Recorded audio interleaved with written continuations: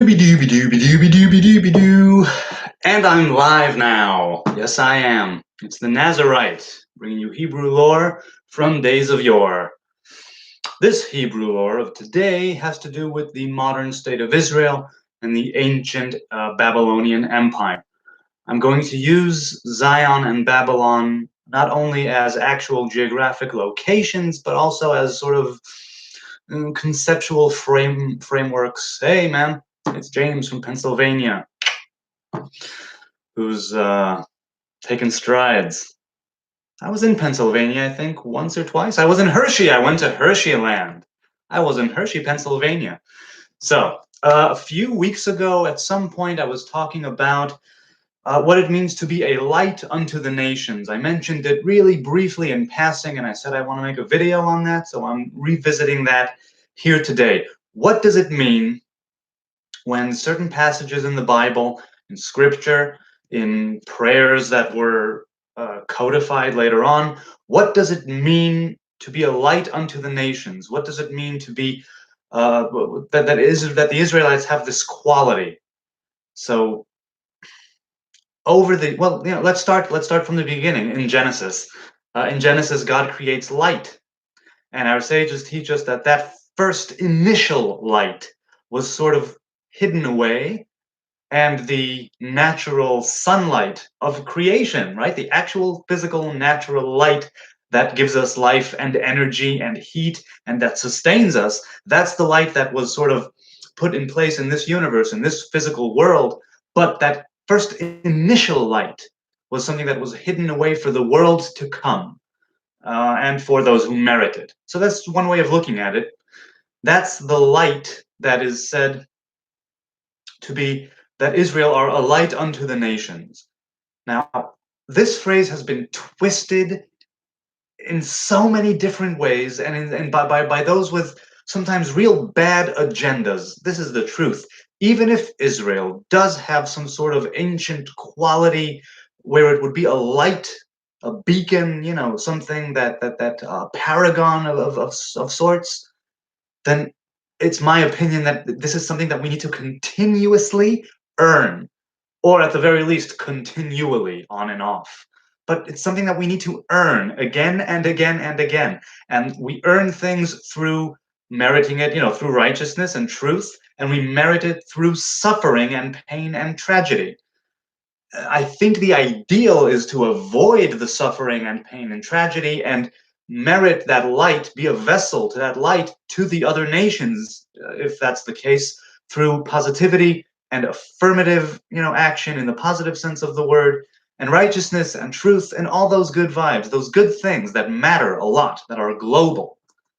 So people, some of them are being very presumptuous and arrogant, claiming that they sort of have it, that we've been stamped with a seal of approval by the Most High, and that's it.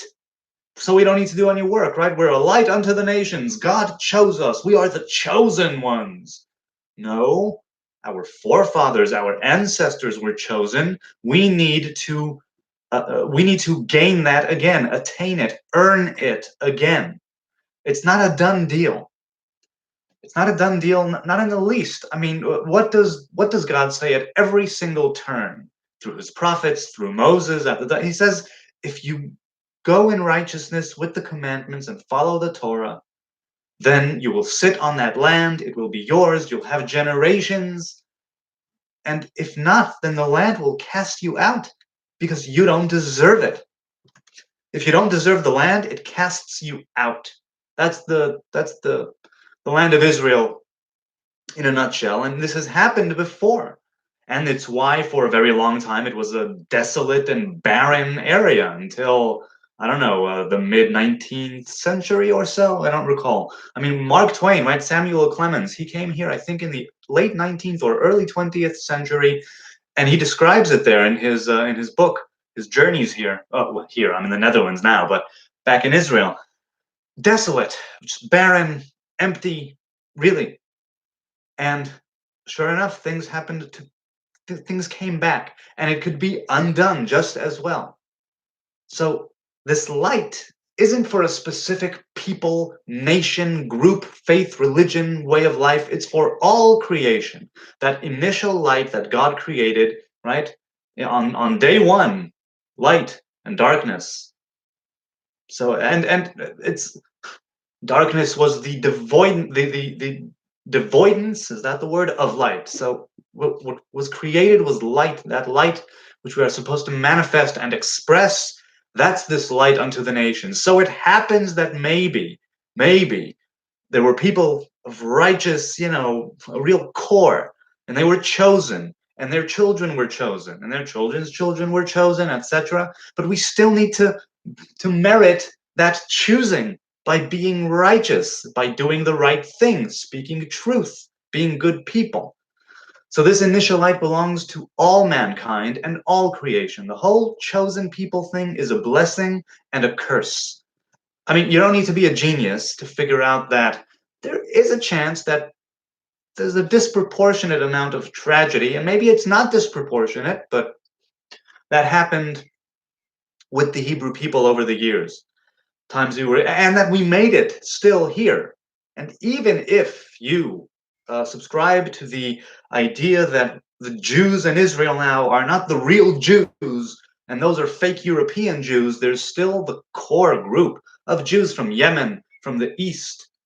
So that whole European thing it kind of falls through, if I'm not mistaken. That's where most of that falls through. Even if you say that the people living there are fake Jews, there are real Hebrew people in the world who can trace their lineage back to the time of the first temple, or at least in theory, probably in practice with certain families.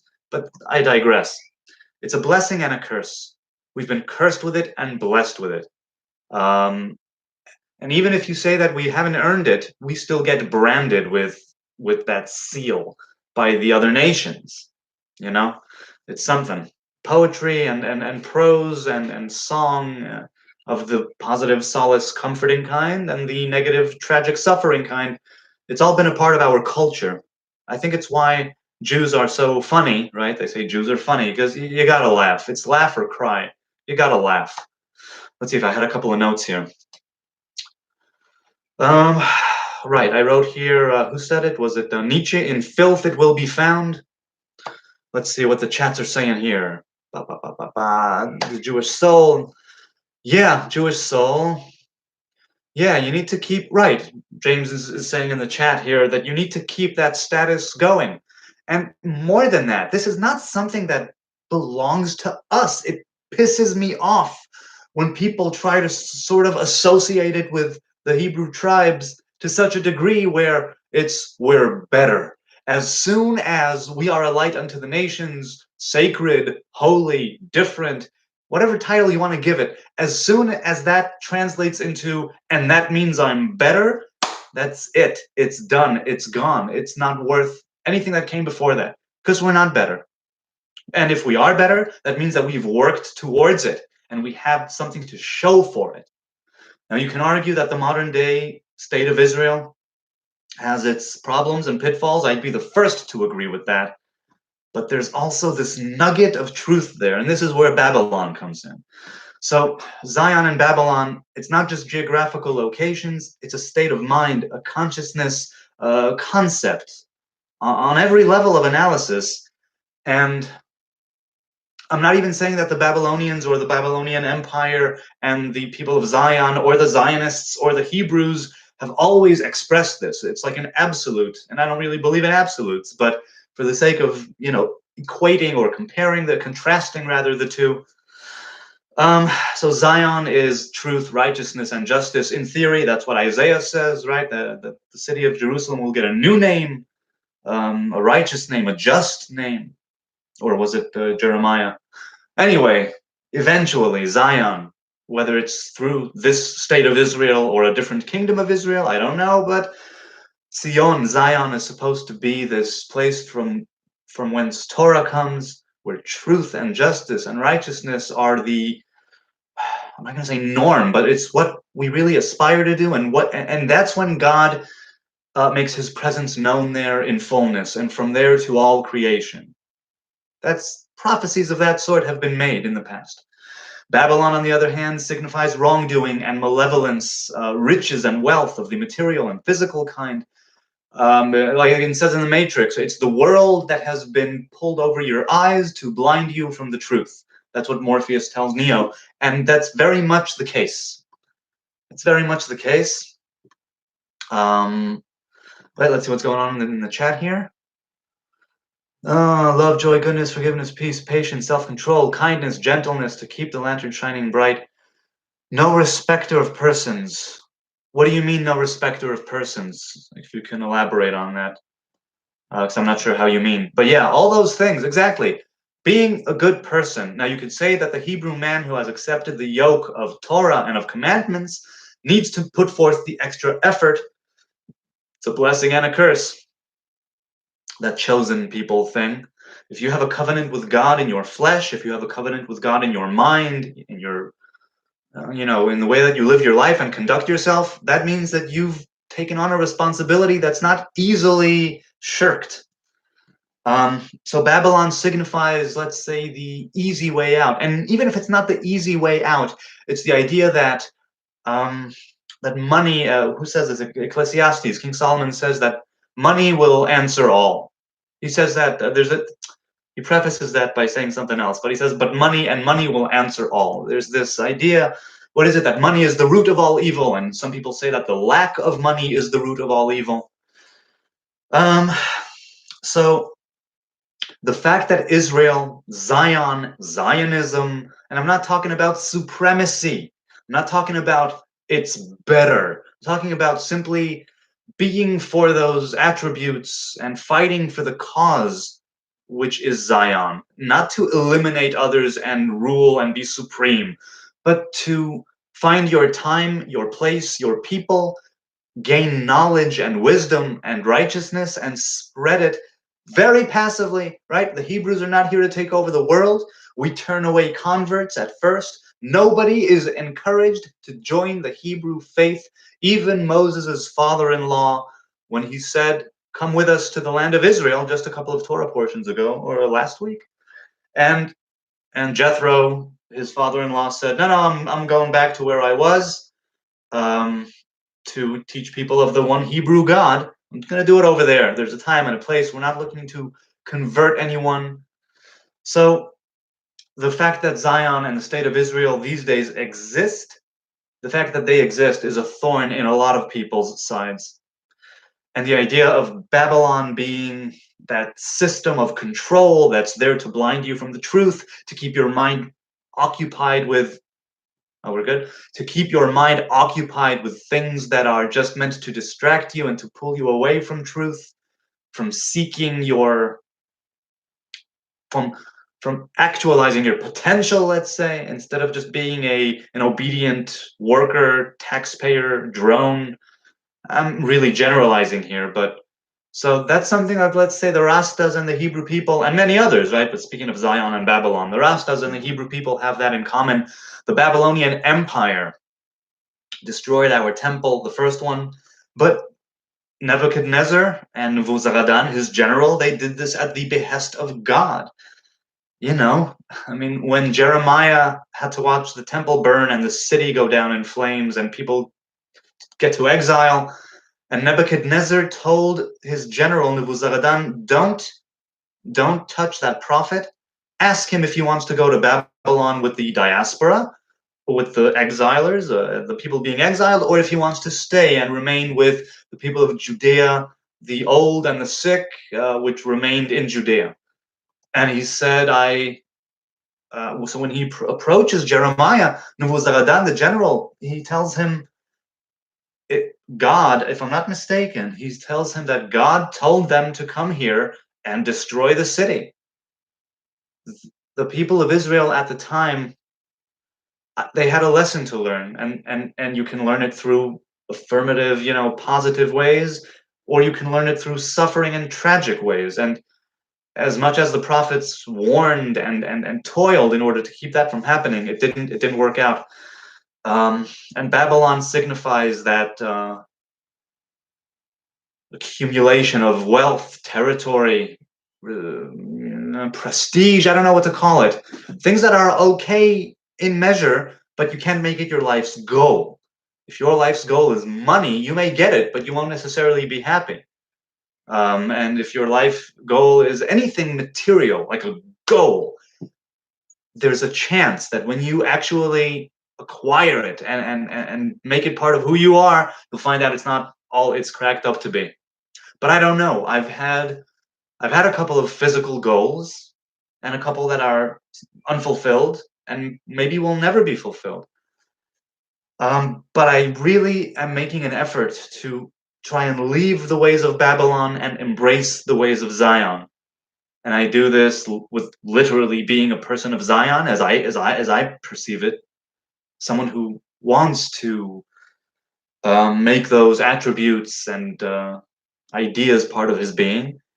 And Babylon is something that we are a part of because we're living in this physical world. And I think the trick is to work with the physical world alongside it and take all of its twists and turns and be able to come out, so to speak, at a place where it was for the better.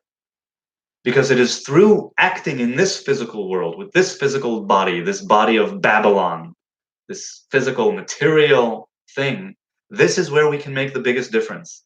So Zion and Babylon are not so much adversaries as they are milling stones, right? The stones that turn the wheat into flour.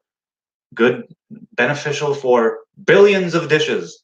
Sustains you, flour does. You make bread from it. You know what I mean? To think of it as, wait, what's that in the chat? Not sure what you mean. Not sure what you mean, many S. So please clarify. I'm just being ignorant, I guess, and I'm not getting it. So to sum up, the light unto the nations thing is something that we need to earn with our deeds, with the way that we conduct ourselves. It starts with the individual and it spreads out eventually to all creation, because this light unto the nations is supposed to be unto the nations. Even if you do say that right now Israel is the sole possessor, which it isn't, even if you say that the Israelites, the Hebrews, the Jews are the sole possessors of this primordial, initial divine light, then who are we, A, to sort of virtue signal like that? Who are we to do that? And second, who are we to not want to, who are we to keep it? It's not ours to keep. It's been entrusted to us to some degree. We've been made a vessel. We've been made a kind of transformative thing to carry that light through creation in different ways, which is why we have so many commandments, which is why they have all to do with time and space. It's a physical Torah, physical commandments with spiritual roots that we connect to through the physical. So that's me bringing that to a close. I hope and pray that we all have a wonderful continuation of this week. And I will see you Friday, hopefully. So let's have a wonderful evening or day in the States. God bless. Good things.